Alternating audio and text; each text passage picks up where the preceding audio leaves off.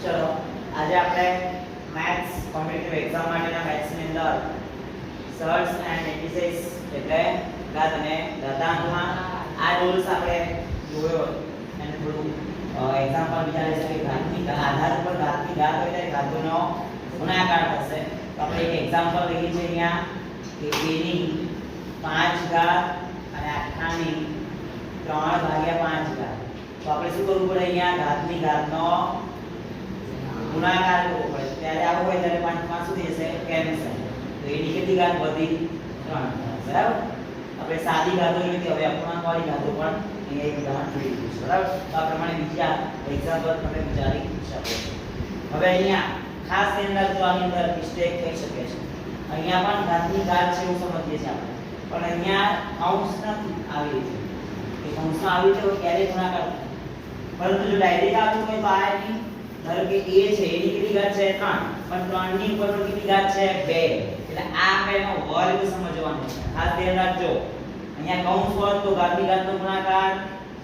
થઈ શકે પરંતુ કૌંસ નથી એટલે આપણે શું કરવું પડે આનો વર્ગ કરી દઈશું 3 નો વર્ગ કેટલો થાય સ્લાઇડ આન્સર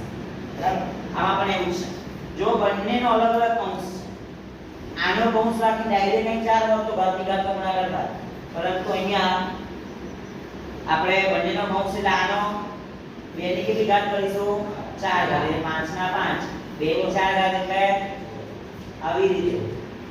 2 થી 4 4 નું 8 8 નું 16 એટલે 5 ની કેટલી ઘાત આવે 16 બરાબર આવી રીતે તો આને ઉકેલવાનું છે ખાસ ધ્યાન રાખજો જ્યારે આવી રીતે હોય ને આ રીતે હવે અહીંયા 25 ની કેટલી ઘાત છે 4 અને સામે 5 છે 5 ની કેટલી ઘાત તો અહીંયા પેલા 25 ને સામે ફેરવી દેવાના 5 માં ચલો 25 એટલે 5 નો વર્ગ અને ઉપર જે ઘાત છે એને એવી 5 હવે એ કૌંસ આવે બંને વચ્ચે શું આવશે ગુણાકાર 5 ની 2 જાઓ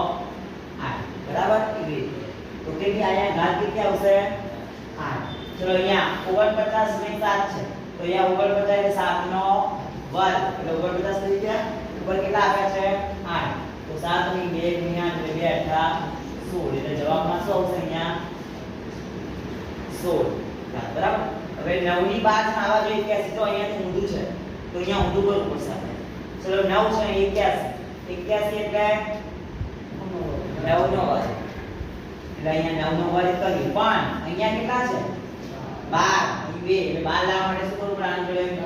6 નો ગુણાકાર એટલા માટે આપણે અહીંયા કેટલી ઘાત આન્સરમાં આવશે 6 બરાબર બસ અહીંયા બાકીના ક્વેશ્ચન છે થેન્ક યુ